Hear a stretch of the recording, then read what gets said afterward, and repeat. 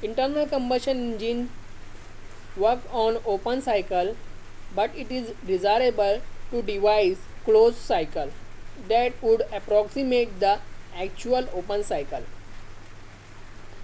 जो internal combustion engine होता है वो ओपन साइकिल पर वर्क करता है, लेकिन हमारे लिए ये डिज़ायरेबल है कि क्लोज साइकिल हो और जो कि एक्चुअल साइकिल के अप्रॉक्सीमेट हो। और एक और बात याद रखें, in internal combustion engine actual engine में the working fluid changes from air and fuel to product of combustion during the cycle.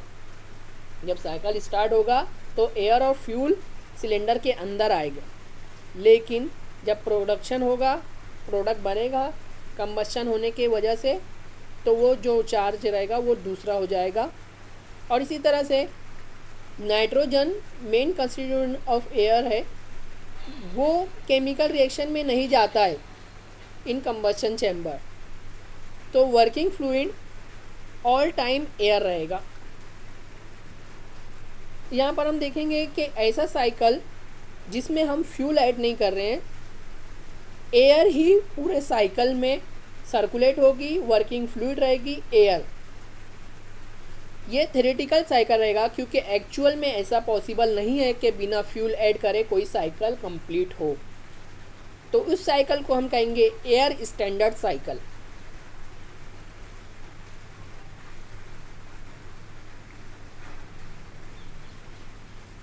इसे हम कहेंगे एयर स्टैंडर्ड साइकिल। और इसकी हम डेफिनेशन इस तरह से बयान करेंगे, the close cycle with air as working substance, close cycle with air as working substance which closely resemble with actual open cycle is called an air standard cycle. जबकि practice में हम देखते हैं it is impossible to repeat the real cycle prescribe by theoretical cycle. उसकी कुछ वजूहत है, वो कुछ इस तरह है, internal and external irreversibilities like fluid and mechanical friction and combustion. Combustion होगा, हीट लॉस होगा, फ्रिक्शन होगा, वहाँ पर भी हीट लॉस होगा। तो ये सारी वजह है। और भी इसमें वजह है unintended heat losses. Second, different properties of working medium. Working medium जो है उसकी जो प्रॉपर्टीज़ है वो चेंज हो रही है टेम्परेचर चेंज होने की वजह से। Variation in specific heat of gases with temperature, इसी के साथ टेम्परेचर बदल रहा है तो स्पेसिफिक हीट भी चेंज होते जा रही है। लेकिन हम यहाँ पर स्टडी करेंगे एयर स्टैंडर्ड साइकिल, तो हमने यहाँ कुछ अजम्पशन किया हुआ है, क्योंकि ये थ्योरेटिकल है तो इसके लिए हमें कुछ अजम्पशन करना है। और वो अजम्पशन इस तरह से है, the working medium in the cylinder is air. जो वर्किंग मीडियम रहेगा वो एयर रहेगा। The air behave like an ideal gas. इसका मतलब क्या होगा, आइडियल गैस की तरह बिहेव करेगा, तो it obey the gas law, specific heat is constant at all temperature. Her temperature पर स्पेसिफिक हीट सेम रहेगी, बदलेगी नहीं। और आइडियल गैस के लिए हमें पता है ये फार्मूला PV = nRT, हम ये फार्मूला यूज़ करेंगे। स्पेसिफिक हीट कांस्टेंट रहेगी, मतलब CP = 1.005 kg पर किलो जूल पर kg केल्विन। ये वैल्यू हम यूज़ करेंगे एट कांस्टेंट प्रेशर। इसी तरह कांस्टेंट वॉल्यूम के लिए 0.718 किलो जूल पर kg केल्विन हम यूज़ करेंगे। और जो इनका रेशियो रहता है उसे हम कहेंगे गामा = 1.4, यहाँ पर हम कंसीडर करेंगे। एक और बात ध्यान में रखना है, नेक्स्ट पॉइंट जो हमारा अजम्पशन है, the charging and discharging operation are omitted. जब सक्शन होगा और एग्जॉस्ट होगा उसमें पूरा चार्ज बाहर चला जाएगा और सक्शन में अंदर आ जाएगा। तो क्या हम कंसीडर करते हैं, a constant mass of the medium is carried through entire cycle. ठीक। Second, all the process are internally reversible, no heat losses and friction is neglected. Heat energy added from heat reservoir and transfer of heat from system to heat reservoir sink. मतलब एक बहुत बड़ा heat का source है जहाँ से हम heat energy लेंगे और उसी सोर्स में हम हीट एनर्जी सप्लाई कर देंगे। जब बहुत बड़ा सोर्स रहेगा हीट एनर्जी का, जब हम वहाँ से हीट एनर्जी लेंगे तो उसे कोई फ़र्क नहीं पड़ेगा।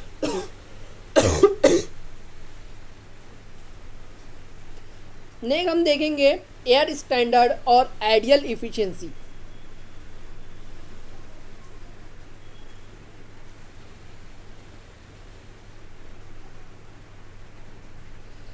Air standard or ideal efficiency. The efficiency of theoretical cycle with working medium as air is called the air standard efficiency. Air standard efficiency is equal to ideal work done divided by heat supplied. Ideal work done को हम इस तरह से भी लिख सकते हैं, heat supplied is minus heat rejected. जितना हमने हीट सप्लाई किया है सिस्टम को उतना, और उसमें से जितनी हीट एनर्जी रिजेक्ट हो रही है वो हो जाएगा ideal work done.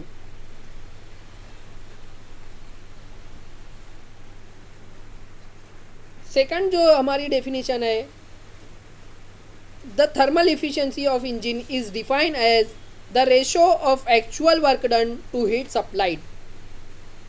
Thermal efficiency is equal to actual work done divide by heat supplied. इसी तरह थर्मल इफिशिएंसी को हम बयान करते हैं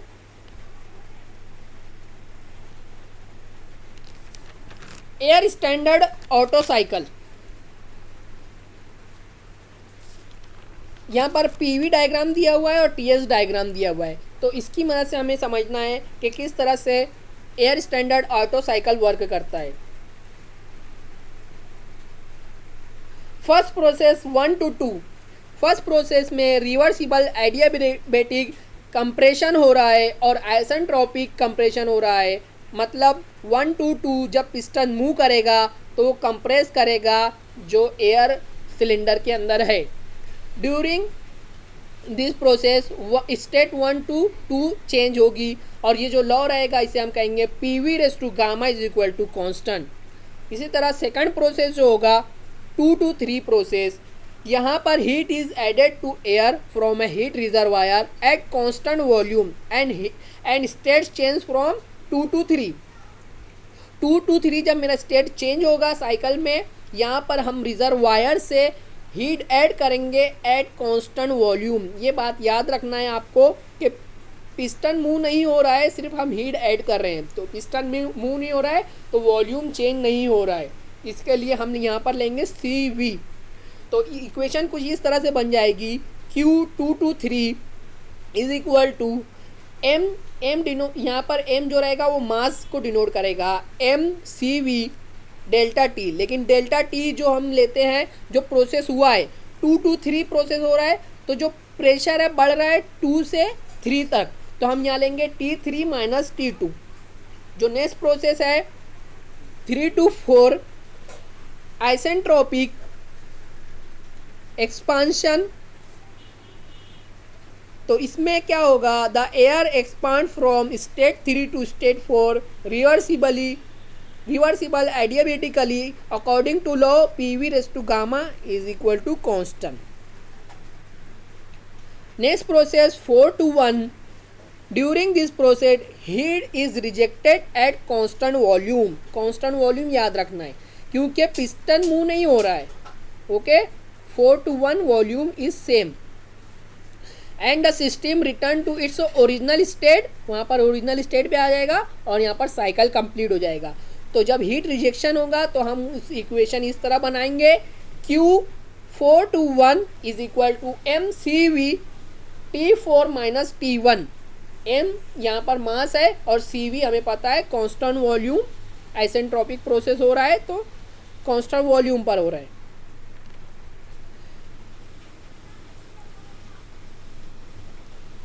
एनालिसिस ऑफ द साइकिल। अब हम इस साइकिल को एनालाइज करने जा रहे हैं, तो आप लोगों को मैं ये बता दूँ, ये नोट कर ले आप लोग, नोटबुक और पेन ले ले और जैसे जैसे हम सॉल्व करेंगे आपको उसे नोट करना है, उसे साथ में सॉल्व करते जाना है। नेटवर्क डन हमें पता है W is equal to heat supplied minus heat rejected. तो हमने अभी हीट सप्लाइड किया था प्रोसेस 2 to 3 में, तो क्या था वो Q2 to 3 और उसकी इक्वेशन आती थी MCV T3 minus T2 minus होगा हीट रिजेक्टेड से, हीट रिजेक्ट हुई थी प्रोसेस 4 to 1 में, ये इक्वेशन हो जाएगी MCV T4 माइनस T1। तो एयर स्टैंडर्ड इफिशिएंसी हम इस तरह से लिखते हैं net work done divide by heat supplied. तो हमारा अभी जो नेट वर्क डन आया है MCV T3 minus T2 minus MCV under bracket T4 minus T1 bracket complete divide by heat supplied जो है हमारा MCV bracket T3 minus T2 bracket complete.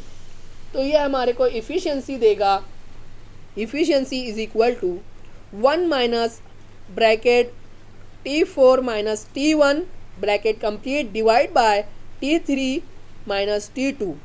ये कैसे आया, MCV जो यहाँ पर कॉमन है उसे हम कॉमन निकाल कर ऊपर से कट कर देंगे, जो बचेगा क्या रहेगा T3 minus T2 minus T4 minus T1 divide में रहेगा T3 माइनस T2। तो जब हम डिवीजन को अलग अलग लिखेंगे तो वो T3 minus T2 divide by T3 minus T2 ये 1 हो जाएगा, और जो बाकी है minus T4 minus T1 divide by T3 minus T2 ये बचेगा। यहाँ इक्वेशन हम इसी इक्वेशन को दे देंगे इक्वेशन नंबर 1। अब हम इसे और एनालाइज करेंगे। जो हमारी कंप्रेशन रेशो है, पिस्टन जब कंप्रेस होगा 1 से 2 पर तो हम उसे कहेंगे V1 क्योंकि वहाँ पर वॉल्यूम था 1 स्टेट 1 पर और स्टेट 2 पर वॉल्यूम हो जाएगा 2।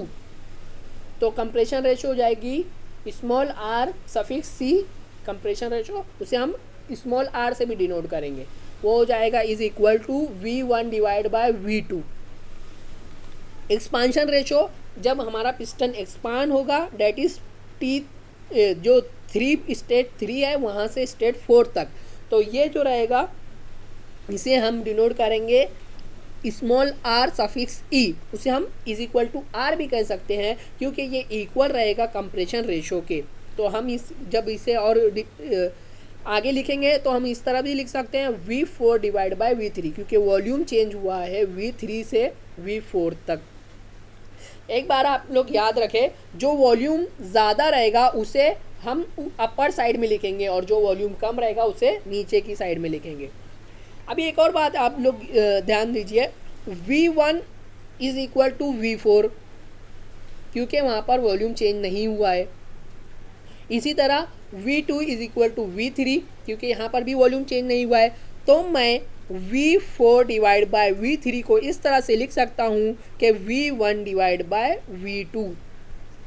As the compression and expansion process are isentropic with the same volume ratio we can write, हम किस तरह से राइट कर सकते हैं उसको, T2 divide by T1 is equal to under the bracket V1 divide by V2 bracket complete bracket raise to gamma minus 1 and T4 by T3 is equal to V3 by V4 and bracket raised to gamma minus 1। कहाँ से आया ये PV is equal to nRT, और उसी तरह से हम जब आइसेंट्रोपिक कंडीशन लेते हैं तो वो हो जाता है P into V raised to gamma is equal to constant. तो अगर हम प्रोसेस 1 to 2 लेंगे तो ये हो जाएगा P1 V1 raise to gamma is equal to P2 V2 raise to gamma. और जब हम इसे सॉल्व करेंगे तो हमारी इक्वेशन जो भी मैं आपको बताया ये आएगी। सिंस हमें ये भी पता है कि V2 is equal to V3 and V1 is equal to V4, तो जब हम इस वैल्यू को हम आगे पुट करेंगे तो ये हो जाएगा T2 divide by T1 is equal to T3 divide by T4 is equal to V1 by V2 bracket raise to gamma minus 1। लेकिन हमें यह भी पता है V1 divide by V2 is compression ratio, तो ये पूरी इक्वेशन इस तरह से मैं लिख सकता हूँ bracket R raise to gamma minus 1 where R is compression ratio. ये हमारी इक्वेशन 2 हो जाएगी। हम आगे और सॉल्व करेंगे इसे, इफ़िशियंसी में हम इसे पुट करेंगे। तो किस तरह करेंगे हम,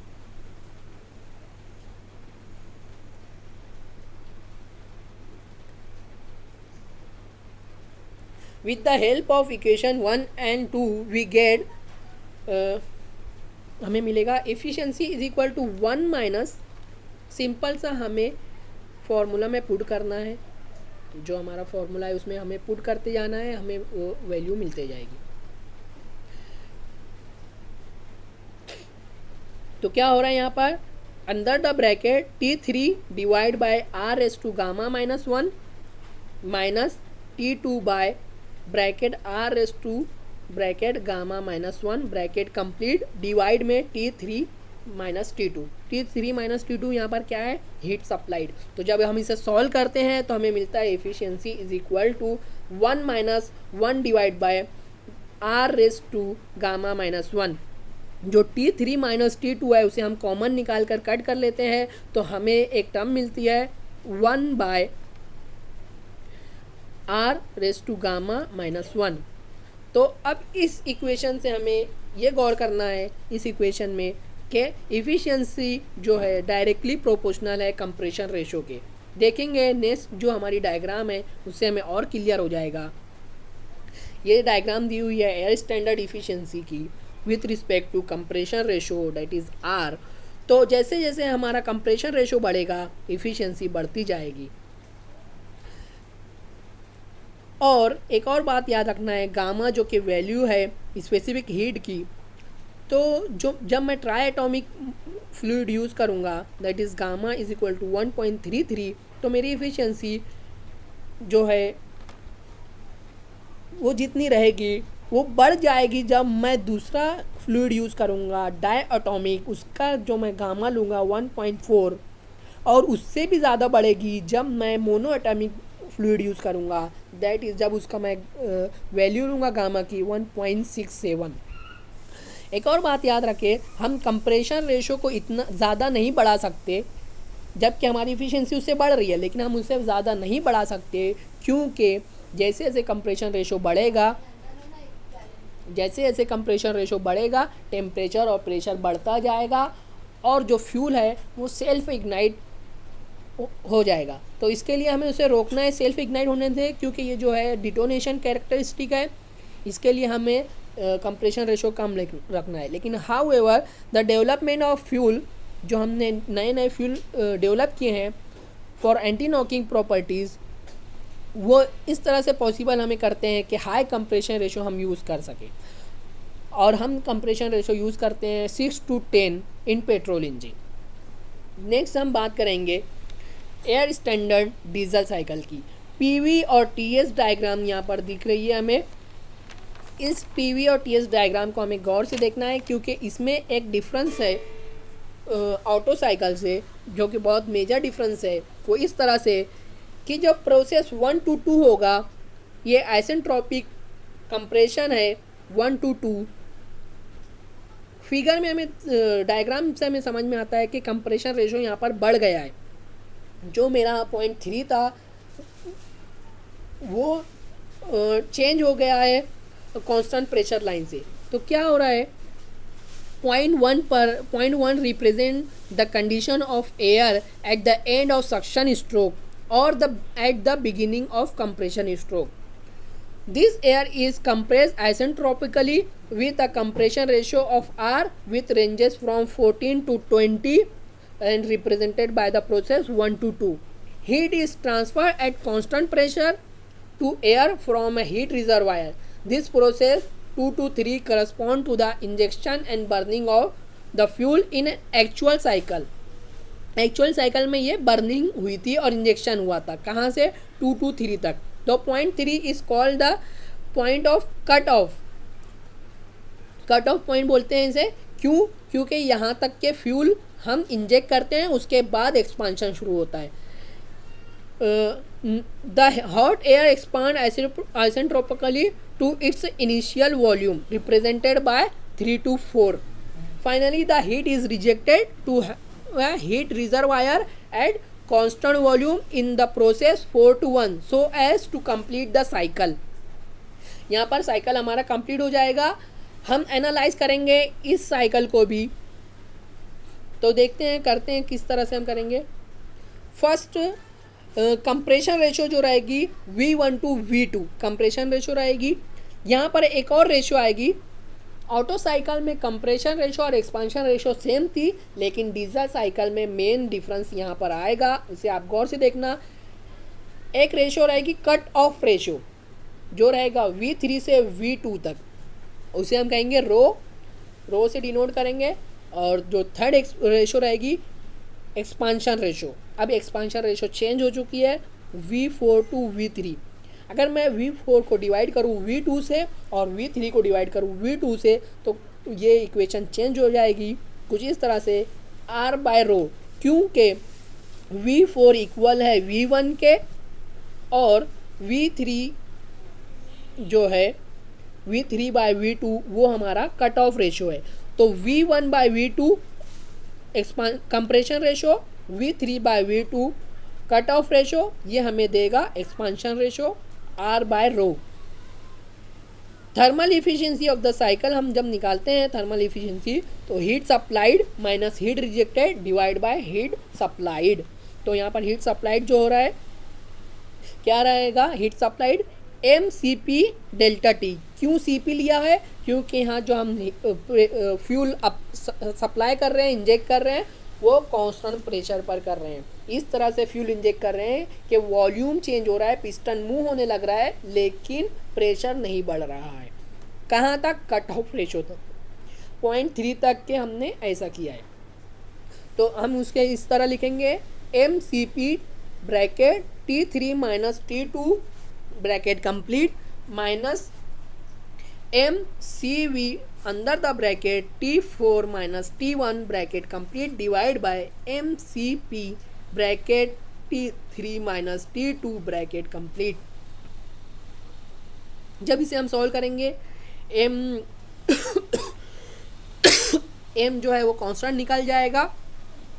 Cp under the bracket T3 minus T2 bracket complete divide by Cp T3 minus T2, तो ये हो जाएगा 1 minus Cv divide by Cp, तो ये हो जाएगा gamma 1 by gamma.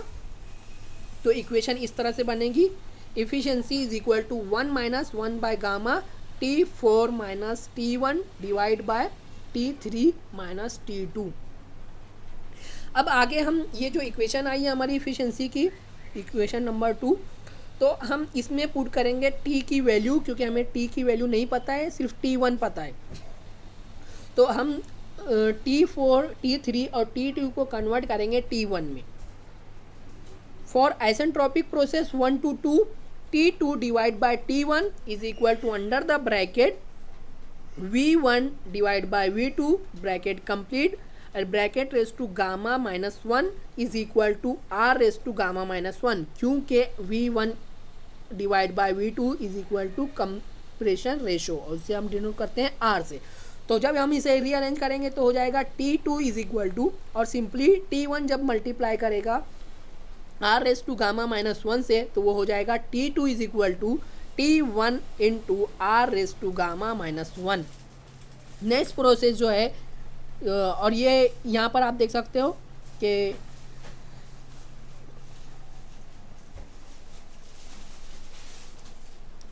For constant pressure process 2 to 3 P2 V2 divide by T2 is equal to P3 V3 divide by T3, but हमारा जो प्रेशर कांस्टेंट प्रेशर प्रोसेस है तो P2 और P3 same रहेगा। तो इक्वेशन को हम जब रीअरेंज करेंगे तो वो इस तरह से हो जाएगी T3 is equal to T2 into V3 divide by V2। On substituting the value of T2 from equation 3rd, we get the value of T3 is equal to under the bracket T1 into bracket R raised to gamma minus 1 bracket complete into rho क्या है, cut off ratio. ये equation number 4 हो गया। Finally for constant volume process 3 to 4, जब 3 to 4 process होगा T4 divide by T3 is equal to under the bracket V3 by V4 raise to gamma minus 1। अब देखेंगे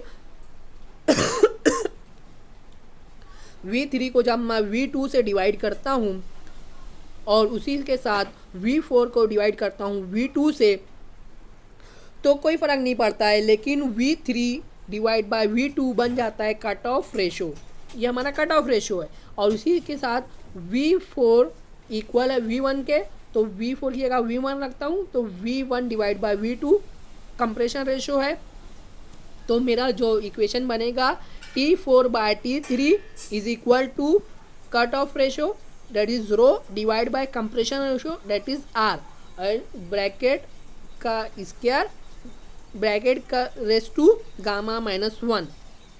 तो हमें यहाँ से जब हम रीअरेंज करेंगे तो T4 की वैल्यू मिलेगी, T4 जो हो जाएगा T3 into under the bracket rho into rho raise to gamma minus 1 divide by R raise to gamma minus 1।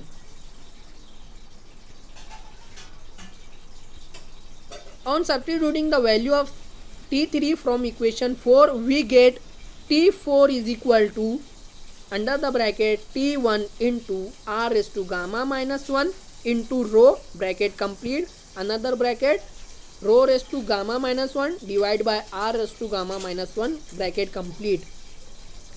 अब जब मल्टीप्लिकेशन में रो है और मल्टीपल है उसका rho raise to gamma minus 1, तो ये हो जाएगा gamma rho raise to gamma. और उसी तरह जो डिवीजन में R raise to gamma minus 1 है वो कट हो जाएगा with R raise to gamma minus 1 जो रो के मल्टीप्लिकेशन में है। तो हमें T4 की वैल्यू मिलेगी rho raise to gamma into T1। ये हमारी इक्वेशन नंबर 5 हो जाएगा। Substituting the value of T2, T3 and T4 from equation 3 to 5 in equation 2 we get the value of or efficiency is equal to 1 minus 1 upon gamma under the bracket T1 into rho raised to gamma minus T1 divide by T1 into rho into R raised to gamma minus 1 minus T1 into R raised to gamma minus 1 bracket complete। आप simple value उसकी put करते जाए आपको यहाँ equation मिल जाएगी। Last equation जो हमारी आती है efficiency is equal to 1 minus 1 by R raise to gamma minus 1 जो कि कॉमन है वो निकल जाएगा बाहर, और ब्रैकेट में आ जाएगा rho raise to gamma minus 1 divide by gamma into rho minus 1। ये हमारी इफिशिएंसी है डीजल साइकिल की, एयर स्टैंडर्ड डीजल साइकिल की। बहुत ही इम्पोर्टेंट है, इस पर से न्यूमेरिकल भी आते हैं। अब हम नेक्स्ट साइकिल देखेंगे जो कि कम्बिनेशन है डीजल और ऑटो साइकिल का, तो देखेंगे वो किस तरह वर्क होता है। इसका मैं डेरिवेशन आपको नहीं कराऊंगा, आप लोग सेल्फ करेंगे। इसका ये होमवर्क है आप लोग का, मुझे उम्मीद है कि आप लोग करेंगे।